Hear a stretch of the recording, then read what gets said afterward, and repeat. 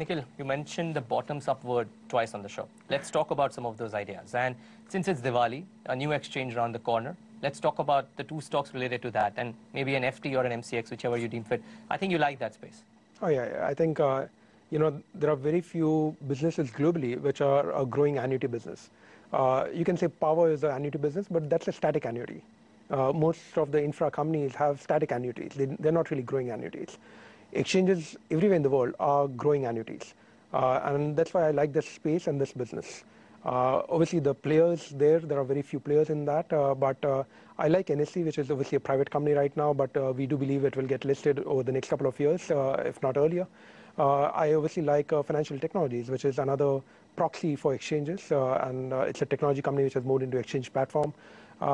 So my sense is that, if equities in India right now make close to 1,200 crores of net profit, which is BSE and NSE put together. So theoretically, equity platform in India is worth 20,000 crores as market cap. If FT-led MCXSX manages to get 15-20% market share of equities, they'll be worth as much as 4,000 to 5,000 crores, which is the value of FT today. So I think there is a lot of value which FT as a company can really capture. Obviously, a lot of it will hinge on how MCXSX shapes up and how they're able to grow the market.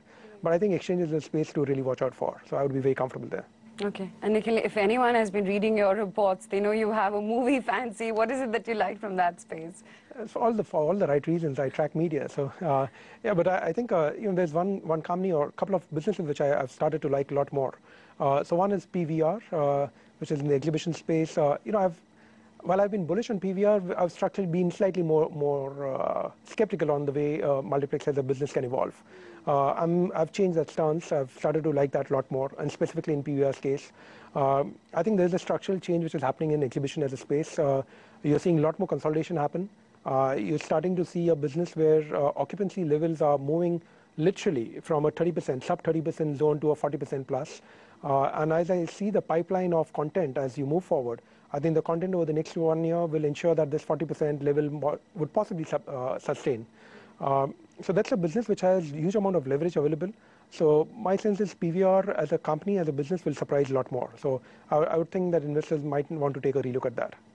The other bit, since you track media, is something that was a contra bet of yours, which was DEN, and that's moved quite a bit. Do you still like that space, considering digitization is just around the corner? Well, if you look globally, the biggest performing asset in media is Comcast. So the largest market cap company in the world in media is Comcast, which is a digital company, which is a media distribution house. It's a cable company. And in Indian context also, I think cable is by far the largest underexplored space from here on, and that's bound to change. So if India is around 40 million digital household market today, and out of that only 10% is cable, my sense is when India moves from 40 million to 200 million, and which I think I can underwrite in the next 4 to 5 years, 50% of that will be cable.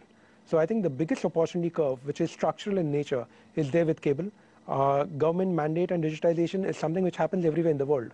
US and UK has grown on government mandate. So, and it started to happen in India. The first phase has gone out actually with a lot of success. There's actually not been too much of consumer noise and stuff like that. So I think phase 1 is broadly done with. You'll see phase 2 happen over the next year or so. So I think the opportunity curve is possibly the largest for cable companies, and within that, DEN and Hathway. And the fact is that they've got, unlike DTH, which has overblown $5 billion in that space, cable companies have actually protected their balance sheet in the last few years. So I think players who protected balance sheet and then can scale up their balance sheet are the players to buy into. So I still prefer DEN and Hathway in that order in media digitization, because I think structurally that's one play which will last out for the next 5-7 years. Nikhil, since it's Diwali, give our viewers a dhamaka pick. Let me give a consumer name which is obviously a lot more closer to me. Jyoti Labs. That's a company which I think is structurally changed track. It's a company which I've never liked, ironically. so it takes a lot for me to change track. There are 2 or 3 things which have changed in this company. One is there's been a change in management. So they've got Raghu on board, who's become the CEO. Raghu is a person who I consider to be one of the best consumer professionals in the country. He's an ex-Levers guy, ex-Dabur, ex-Paras Pharma. So he's a guy who knows how to create brands. He's a guy who knows how to create distribution, which is what he's done in Paras. he's a guy who knows how to create value because Paras got sold to Reckitt at $700 million plus. So it's been one of the biggest consumer success stories that you've seen in the last 5-7 years. Second is the business of Jyoti.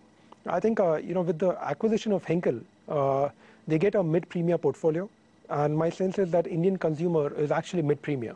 So they get an ability to move Ujala, which is their core brand, and take that mid-premier through the Henkel portfolio, which is Fa, Pril, Mr. White, and so on.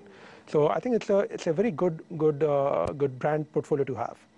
Third is that with their own portfolio, they were just catering to a $500 million opportunity space. With the Henkel acquisition, they get into a $5 billion opportunity space. So I think the ability to now move across space is larger. The ability to cross distribution is a lot more larger because Henkel distribution was organized and very south-oriented. So I think that changes. And most importantly, this company moves from literally a company which a lot of Indian entrepreneurs could create but couldn't scale up to becoming an organization which can be very formidable. So to me, Jyoti Labs is what Godrej Consumers was 5 years back. Godrej Consumers today is a $5 billion company, market cap. It was a $500 million company 5 years back. It had a couple of core categories and didn't know what they'll do in life. They got acquisition, they got Sarali. Jyoti's got a similar portfolio. They've got a couple of categories right, and then they've got Henkel. And if they can get Henkel right, I think this is the company to really watch out for. So in consumer space, I think this is a multiplier. Okay, just before we wrap up, and don't have time for reasons, but one top large cap stock that you would advise viewers to buy from a 12, 24, 36-month perspective? I'm very averse to public sector banks and financials in general, but I'm very positive on retail financiers, which is on the banking side itself. So I think if I have to look at a private sector bank, something like an IndusInd Bank, I think that would be a lot of comfort. And from the large cap space, non-banking? Non-banking, I think pharma. It's still, while it's in multiple returns in the last couple of years, I still think Dr. Reddy's and Cipla are interesting stocks to buy into. Great. Nikhil Vora, good having you on this leg of your trades, the Diwali special. Thanks so much for taking the time out and giving our viewers your stock recommendations. Pleasure to be here.